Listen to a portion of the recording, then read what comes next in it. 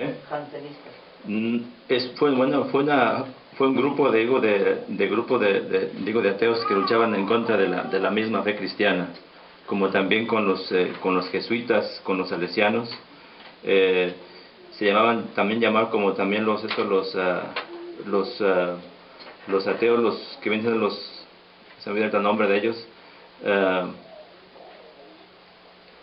en tiempos también del Papa Pío XII también. O sea, digo, cada papado tuvo problemas con los ateos, ¿no? Y estos mismos luchaban para que los cristianos que trabajaban mucho, o sea, en el apostolado, los perseguían. Los perseguían y era parte de lo que ellos entendían, de que evangelizar no era una cosa fácil como ahora la tenemos. Ahora tenemos libertad de culto, fíjense, ahora ya por más de que nosotros nos veamos como cristianos, hablamos de Dios, pero ahora ya no vivimos la fe como si vivían antes, cuando los perseguían. Ahora estamos oyendo la lectura de Hechos de los Apóstoles, ¿no? Este, ¿qué hablaba, qué hablaba Pedro? Pues para llegar, dice, para llegar al reino, faltaba una cosa, ¿qué? Sufrir por Cristo. Y este santo dice desde que nació, ¿verdad? Desde que nació, tuvo estos problemas, pero dice que se agarró de alguien muy importante, fíjense, de la Virgen María. Y dice, por eso dice que lo hacía todo en María, con María, por María y para María. Pero después este mismo que dice que se preparó, ¿verdad? Tanto bien, que dice que este mismo que pidió ser enviado a las misiones, ¿no? Esto mismo le llegó pues a que él cuando fuera confirmado, ¿verdad? Pues ahí le puso otra vez. Fíjense, por eso también digo, me recuerdo cuando el Papa Juan Pablo II, cuando cuenta en su niñez, digo, cómo fue él, cómo murió su mamá, siendo él un niño, y cuando cuenta de que cuando su mamá del Papa Juan Pablo II estaba embarazada, estaba enferma, y el doctor le dijo que abortara a ese niño, que no le convenía que lo tuviera, que porque ese niño venía mal y iba pues a nacer mal. Pero dijo ella, abortar a mi hijo, ¿cómo? Después, sí, nomás lo que fue este gran hombre, el Papa Juan Pablo II. Por eso, cuando él es consagrado, bueno, ya como Papa, pues pone, ¿no? Todos tus, o sea, todo de ella. Por eso pone a María con ese emblema, ese escudo. Y este santo también, ¿no? Todo por María. Fíjense nomás, María, cuando uno entrega, digo de verdad, digo a María. Pero fíjense, hay algo muy importante entre estos mismos santos. Dice de que la cruz le acompañó, pues decía, ¿no? Desde su nacimiento hasta el sepulcro. Qué difícil le decía es cuando ahora hablamos de Dios y ya no somos perseguidos, ya tenemos una libertad tan tremenda que no se vive el cristianismo como se debe. Los meros siglos de la iglesia, los papas, muchos de ellos ¿qué fueron? Pues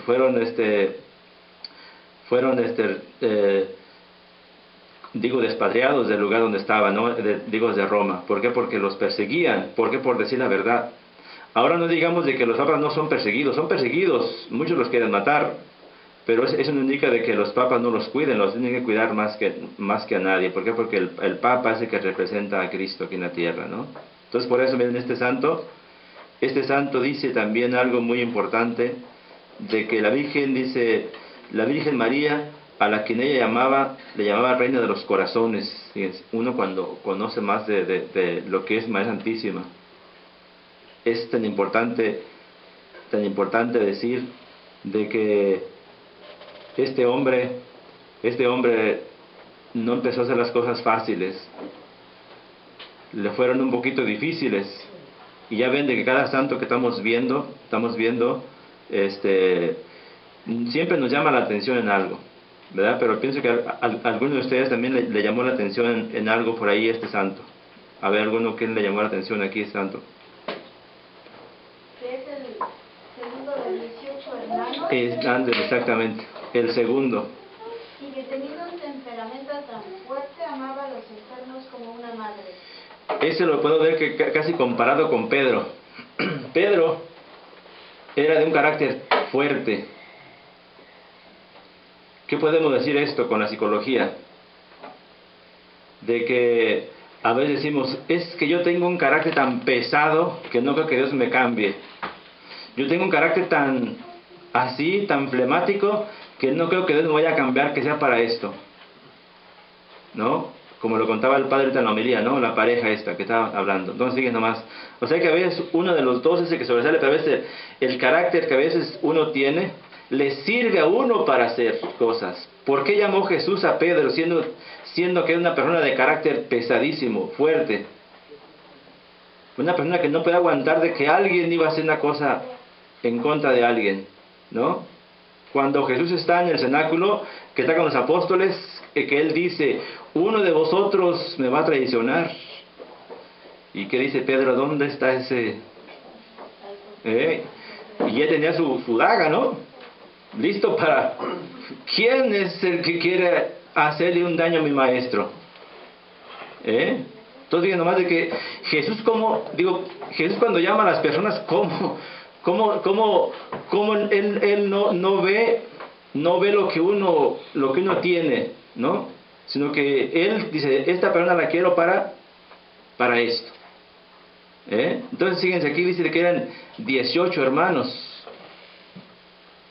Uno de los 18. Antes pasaba esto de que en la iglesia, cuando la familia eran más de 5, más de 6, ¿no? Siempre los papás daban, un niño, una niña al seminario o al convento. Ahora más bien le queremos quitar a la iglesia, no bautizarlos. No bautizarlos, A ver cuándo los bautizamos. Entonces digan nomás este santo de que uno de 18. Y no me quedo otros santos por ahí de que son parece que 4 hermanos. Y de esos 4 son santos, fíjense. Los 4. Santos, y no son santos así, que no, son santos muy populares. Entonces por eso que fíjense, uno de los 18, pero fíjense nomás, entre la familia uno tiene que sobresalir. Así también entre ustedes, también entre la familia, ustedes traten de poner el ejemplo con los hermanos. Aunque les digan, tú no cambias, pues algún día cambiaré. Algún día cambiaré, ¿verdad?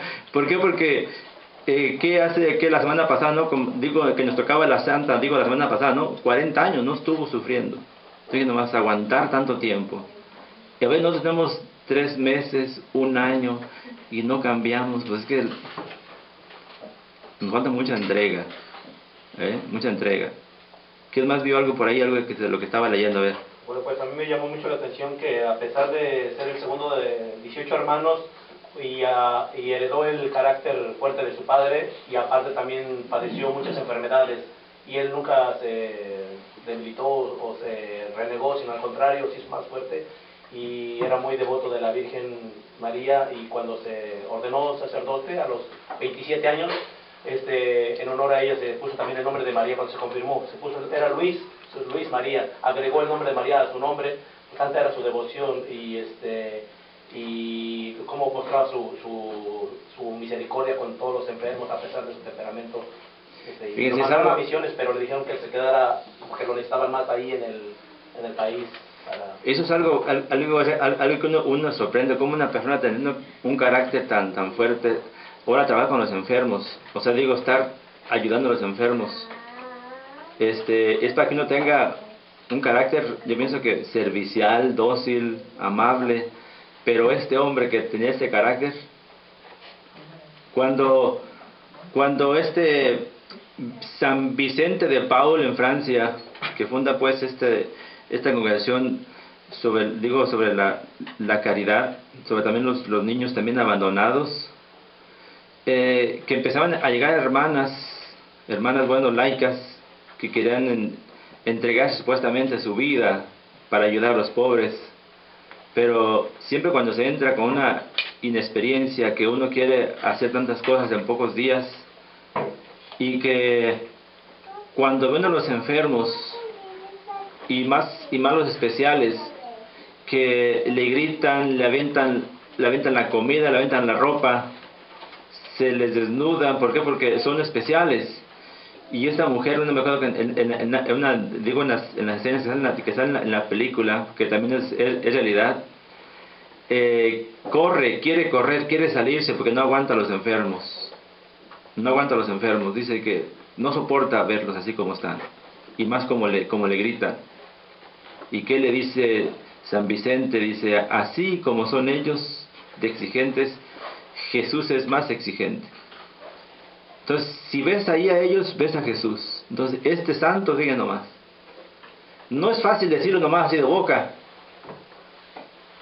No sé de aquí, ¿quién de ustedes, digo, tendrá un familiar que tenga un niño especial? Y aguantar, fíjense, aguantar todo el tiempo un niño, una niña especial. Yo he trabajado con niños especiales y realmente de que les tienes que cambiar el pañal y son de 18 años, 20 años, o niños que no tienen soporte en su espina dorsal y no pueden levantarse y tienes tú que hacer todo por ellos. Pero es desgastante, es fácil, porque aunque tengas las fuerzas para hacerlo, espiritualmente debes darles algo que tú crees que ellos necesitan, porque no sabes cómo ayudarlos. No, es muy grande, es una necesidad de Dios increíble. O sea, tú te tienes que llenar de Dios. Y es la escuela, fíjate. O sea, los niños van a la escuela y están ahí por un tiempo nada más. Pero piensas en su casa, cómo están todo el tiempo, ¿verdad? Su familia, las personas que están a cargo de ellos por siempre. Es muy duro. Yo cada vez que salía de ahí, es desgastante. Tu espíritu, tu cuerpo, todo te gasta. Te acaba la vida ahí. Sí. Yo escuché un dicho, más bien unas palabras de una persona de la gente que tiene familiares o hijos de este tipo, que Dios les da personas especiales a gente especial, porque sabe que va a cuidarlo y a estar con ellos. Bueno, saben de que también ahí también se cometen, fíjense, uno también de los lugares, tanto los psiquiatras en esos lugares a veces muchos de los que cuidan a los niños también abusan de ellos, no saben, ¿no? ¿Verdad? Entonces también sí le dan que cuiden, pero a veces hay lugares de que sí abusan mucho de ellos, ¿verdad? Y más cuando no los ven, ¿verdad? Pero acá en las Paz, Víctor iba a decir algo. Oh, no, yo tuve un sobrino, el 40 días de nacido le dio un derrame cerebral y quedó vegetal hasta los 12 años. Y pude ver a mi hermana cómo sufrió con él, porque pude ver su sufrimiento porque tenía más hijos y tenía que llevarlo a terapia, tenía que trabajar porque era madre soltera. Sufrió mucho y sí es desgastante, no nada más para ella, para todos los que la rodeaban. Pero me dio su fortaleza. Sí, a ver tú. Yo trabajé, y puedo entender un poquito, me llegó mucho porque yo tuve la gran oportunidad de trabajar en México de asistente de enfermera en un hospital. Y trabajé para señores muy, muy ancianos. Y me llamó mucho la atención donde dice que las personas fuertes nos convertimos en los más débiles en estos momentos porque ellos son como unos bebés. Sí, como uno de ellos. Eligen quién quiere que venga a cambiarlos, quién quiere que venga a darles, y a mí me tocaba la gran fortuna de ser querida por ellos. Y en el último mes que yo trabajé antes de venirme para acá, había uno que se llamaba Miguelito, nunca lo voy a olvidar. Y yo precisamente hablaba con ella de que yo le tengo mucha fe a San Miguel Arcángel, y este señor se llamaba Miguelito. Y él me mandó llamar y estaba en mi día de descanso. Y las madres, que era un convento religioso, me mandaron a hablar que si por favor venía, que mi hijo estaba hablando. Y cuando yo llegué, que ella me iba a llegar a abrir. Mira nomás. Y eso lo tengo muy grabado en mi mente, porque me agarraba, ya no hablaba, me agarraba mis manos. Y yo le dije, ¿qué quieres? ¿Te sientes bien? ¿Quieres que te bese? Y yo movía su cabeza. Y yo empecé a rezar, llegué hasta Dios te salve María. Mira Un nomás, mes antes de venir. mira nomás, qué experiencia, ¿no? Qué experiencias es lo que los santos nos van ahora dando esa luz, ¿verdad? Porque miren, los santos ahorita como ya lo estamos ya más conociendo, como que ya se van acercando más a nosotros, y nosotros pues ya lo estamos sintiendo más cerca. Parece que pensamos de que los santos no nos ayudan, pero sí nos portarán también ellos. ¿Por qué? Porque ellos fueron meramente los que se forjaron, ¿verdad? Y con ese ejemplo que ellos vivieron, nos dicen también a nosotros que también podemos hacer muchas cosas también como ellos les hicieron, ¿verdad? Empezar con cosas sencillas, pero después vamos a ver que Dios nos va dando más y más, ¿verdad? Por eso pues este día pues vamos a pedirle pues a este gran santo también, ¿verdad? Que nos ayude en lo que no podemos hacer, porque a veces las cosas son un poco difíciles, ¿verdad? Ciertas cosas. Y en eso pues vemos el carácter de él, el carácter de él.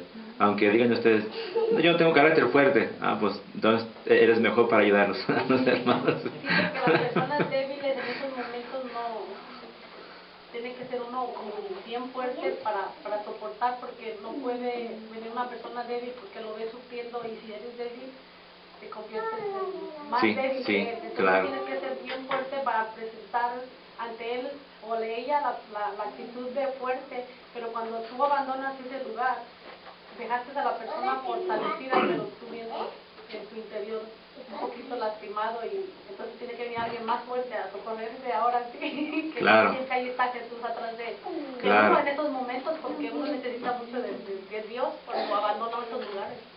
Claro, claro. Sí. A ver, sí.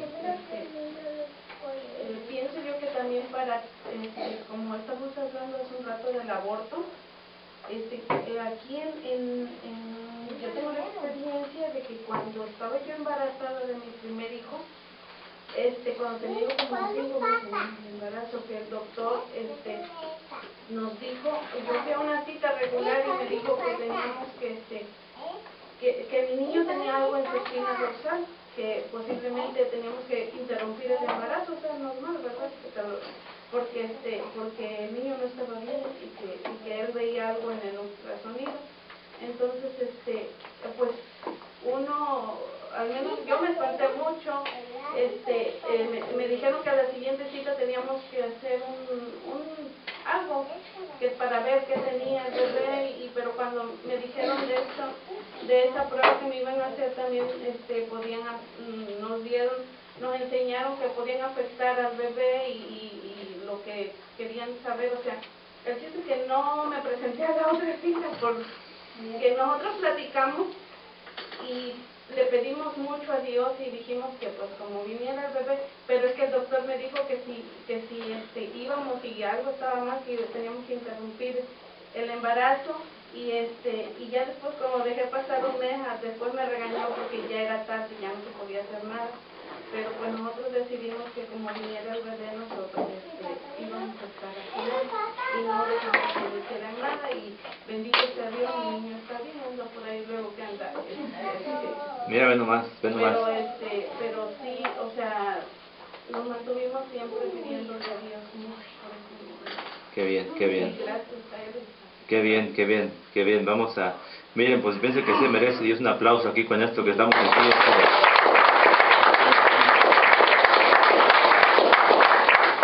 Porque eso es lo que nos hace pues más cercanos más a Dios, ¿no? Más cercanos al prójimo, y conocer de verdad por qué estamos aquí. No estamos aquí para perder el tiempo. No estamos aquí para nomás hacer las cosas que queramos, ¿no? Estamos porque Dios nos dejó un plan, ¿verdad? Un plan, una misión. Y esa misión, conforme el tiempo va pasando, vamos viéndola, pero a veces como que no la entendemos. A veces falta de que alguien por ahí nos las vaya asimilando y diciendo qué podemos hacer nosotros, ¿verdad? Y miren, todavía no conocemos mucho, yo tampoco conozco mucho, pero todo el mundo, mira, cada día que estamos viendo aquí, estamos aprendiendo cosas que no se imaginaban antes. Bueno, vamos a pasar a lo siguiente. No sé, digo, si estaban ahora los hermanos que iban a ir para el Marcos, o no había nadie en Marcos.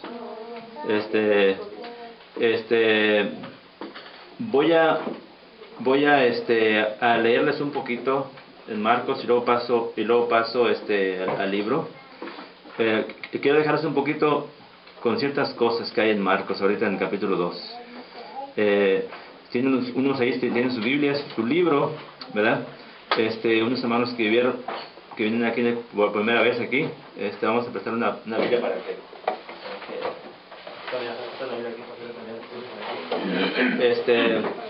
ver un poquito lo que estamos viendo en Marcos. Fíjense, ya después ustedes van a ver qué importante es ver lo que estamos estudiando. Vamos a ver lo que es Marcos capítulo 2, del 1 ¿a qué número? Se encuentra hasta el 12, hasta el 6. Hasta el 12. Hasta el 12, del 1 al 12. Del 1 al 12, ¿verdad? Del 1 al 12. Del 1 al 12. Igual leer yo. Sí, Marcos 2. Marcos 2, del 1 al 12.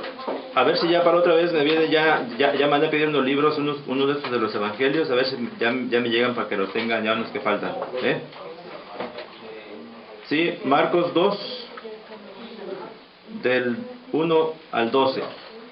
¿Sí? ¿El libro de Marcos? No, en la Biblia. En la Biblia Jerusalén o en el libro que tienen también.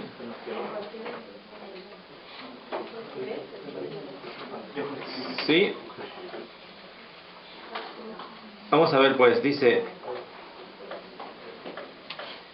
y entrando de nuevo en Cafarnaún, después de algunos días, se corrió la voz de que estaba en casa, y se juntaron tantos que ni siquiera cabían delante de la puerta, y él les hablaba la palabra. Y vinieron trayéndole un paralítico que llevaban entre 4, y no pudiendo presentarlo a causa de la muchedumbre, levantaron el techo por encima de donde estaba él, y abriendo un boquete, descolgaron la camilla en la que estaba tendido el paralítico. Y viendo Jesús la fe de ellos, dice al paralítico: hijo, tus pecados te son perdonados. Estaban sentados allí algunos escribas que pensaban en sus corazones: ¿qué habla este? Blasfema. ¿Quién puede perdonar pecados sino solo Dios? Y enseguida, conociendo Jesús en su espíritu cómo razonaban en su interior, les dice: ¿qué es lo que razonáis en vuestros corazones? ¿Qué es más fácil, decirle al paralítico: tus pecados te son perdonados, o decir: levántate y toma tu camilla y vete? Pues para que veáis que el Hijo de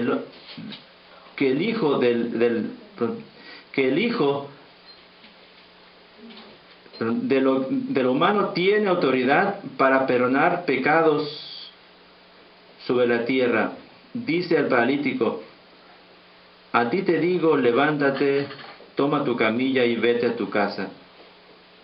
Y se levantó, y enseguida, tomando la camilla, salió delante de todos, de manera que todos se maravillaron y alababan a Dios, diciendo: nunca hemos visto cosa igual. Palabra del Señor. Vamos a ver aquí, entender un poquito aquí. Antes de que le explique un poquito aquí cómo está, porque van a hacer ahí como un rompecabezas aquí con esta lectura que leímos aquí. Fíjense, cuando vemos pues de que este evangelio está escrito pues a los romanos, ¿verdad? Marcos escribe a los romanos, y ven de que este tiempo ya Marcos ha visto de que los pilares de la iglesia habían muerto, 2 apóstoles que estaban en Roma. ¿Cómo se llamaron ellos? Se llamaron Pedro y Pablo. Ya habían muerto estos 2 apóstoles. Entonces, ¿qué pasa de cuando Marcos está escribiendo a esta comunidad, que el pueblo debe entender lo que el pueblo cristiano está sufriendo? ¿Qué es lo que el pueblo cristiano está sufriendo? Está sufriendo persecuciones. Y aquí estamos viendo algo bien importante, fíjense. Bien importante de que cómo aquí el lector tiene que ir viendo qué es lo que está pasando aquí en esta casa. Estamos viendo aquí, dice, de que entrando de nuevo en Cafarnaún, después de algunos días, fíjense, después de algunos días. ¿Qué pasa aquí de que se cuenta aquí que la gente se agolpaba ante Jesús? ¿Por qué? ¿Quién era el que empezó a divulgar todo esto, lo que Jesús hacía? Pues digamos por ahí, ¿no? Así como la creación. ¿Quién fue la que hizo el pecado? ¿El hombre o la mujer? Dicen que fue la mujer, ¿verdad? Aquí se dice pues de que la que empezó a regar las cosas fue la suegra. ¿Por qué? Porque fue sanada, ¿verdad? Por eso vemos aquí de que después Jesús no podía entrar a los lugares. Aunque digamos un poquito acá lo que estamos viendo antes, a veces ¿cómo se llama? El evangelista no es de que se contradiga, porque dice de que Jesús no puede entrar a los lugares. Es una palabra que hay que verla allí con pinzas, ¿verdad? Porque Jesús sí podía entrar a los lugares. Lo que eso sí tenía Jesús cuidado ya con la gente, ¿no? Ahora de que ya fíjense que Jesús está, fíjense, en Cafarnaún, ¿verdad? En Cafarnaún, le decía, es en la frontera, ¿verdad? En la frontera, le decía que Jesús pasa la frontera, pasa los lugares que el hombre no quiere pasar. Le decía, las fronteras siempre son lugares bien peligrosos, peligrosos. Y esto es lo que Jesús pasa, las fronteras, que parece que en Cafarnaún, donde era tierra de paganos, y donde era tierra pues ya de judíos, y allí era un lugar peligroso, y Jesús pasa esos lugares.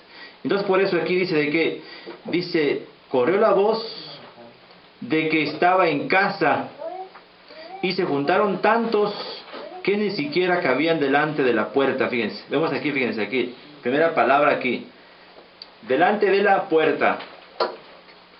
¿Qué es esto? ¿Qué significa la puerta?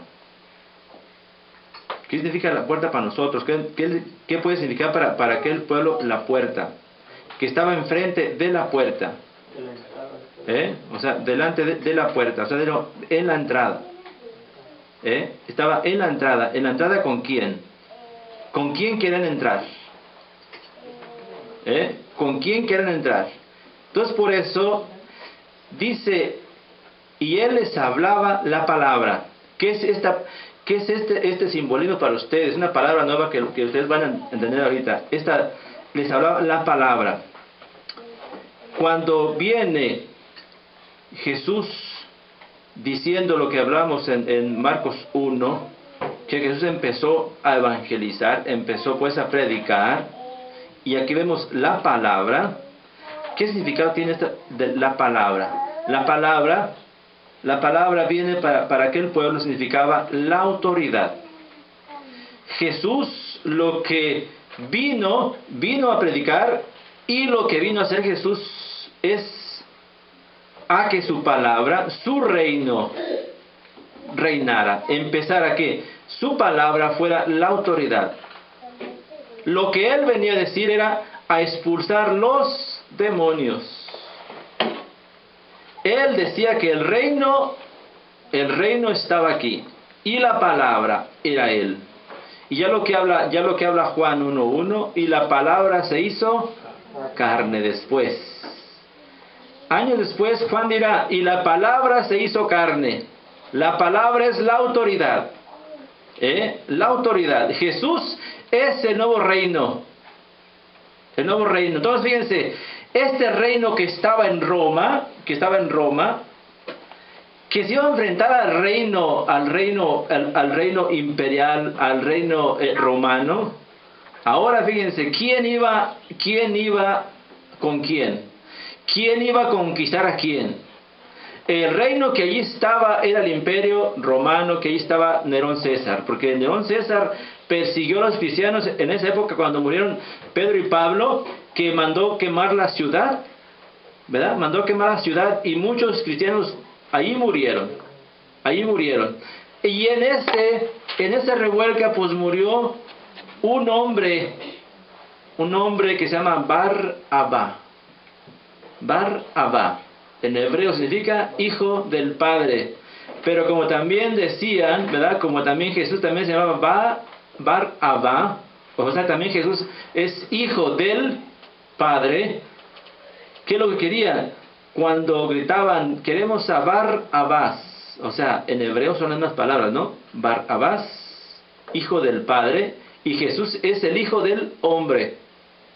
Por eso Jesús, vemos aquí de que viene hablando ahora de que Él hablaba la palabra. Hablaba la palabra. Entonces, en esta época, cuando mueren los cristianos, muere también allí lo que es este hombre que había ganado su libertad, siendo el esclavo. ¿Por qué lo llevaron como esclavo a Barrabás? Se ganó la libertad y fue a Roma. Y en Roma, él quiso unirse a los cristianos. Pobre Barrabás, digan nomás, nunca hizo las cosas bien ese pobre hombre. Quiso unirse a los cristianos. Cuando él se da cuenta de que están quemando la ciudad y que los soldados romanos están diciendo de que los cristianos están quemando la ciudad, él piensa que sí lo están haciendo y se pone también a quemar también ciertas casas, porque él quiere acabar con el imperio romano. ¿Y qué pasa? Pues lo agarran, pobre de Barrabás, y ahora sí le dan charrón, pobre de Barrabás. ¿Por qué? Porque él pensaba que los cristianos sí habían quemado la ciudad. Entonces es la culpa que Nerón César quiso hacerle con los cristianos. Hagan de cuenta de que aquí el gobierno americano, ¿a quién siempre busca para acusarlo? Digo aquí los gobiernos, siempre el inmigrante lo busca para decir, siempre los inmigrantes son los culpables, siempre. Tiene que buscar siempre por ahí un chivo expiatorio, ¿no? Ese es el que tiene. Entonces por eso que aquí vamos a ver, fíjense, de que ahora la autoridad que viene hablando Jesús es la palabra. Esta palabra se va a enfrentar ante el emperador romano. Esta palabra, fíjense que los romanos querían acabar con la iglesia cristiana, querían acabar la comunidad del lugar, que murieron tantos mártires en esa época cuando quemaron tantos, y la palabra, fíjense, la palabra era la que tenía que ir conquistando. Por eso dice, y vinieron, trayéndole, ahora sí una palabra, ¿no? Un paralítico.